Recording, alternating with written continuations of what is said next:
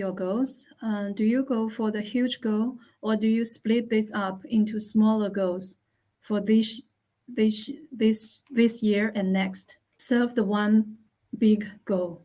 So I focus on the big goal, and I know that any idea that I can get my subconscious on board, that I will achieve, and all the baseline goals will come in between.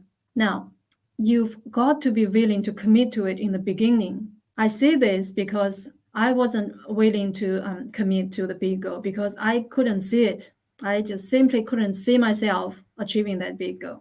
I was struggling so bad that I knew I wouldn't commit to it. So I had, I would say, a lower C type goal to get me on my feet. So I just committed to that because, but now after you start really achieving them, you are going to be able to understand. You are going to have beliefs as you achieve more and more of these goals that you set for yourself, right?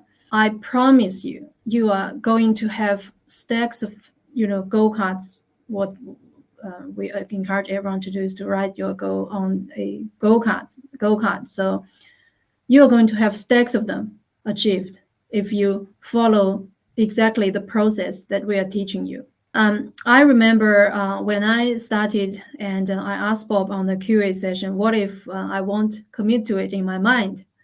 And he said, then you won't do it. So he said, make sure it's a stretch goal, but you've got to be willing to commit. And I told him what my goal was going to be. And he said, fine, we'll do that first, then we'll change it. And that was my first goal, was probably the smallest goal that I set at that time.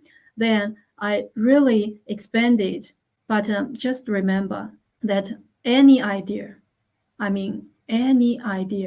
that you can hold in your mind and you get emotionally involved with it, you are going to bring it into your physical life.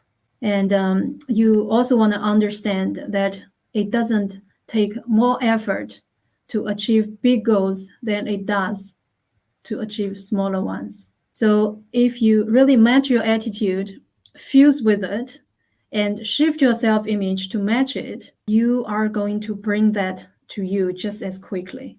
So it's just about you accepting the idea and learning to accept the idea.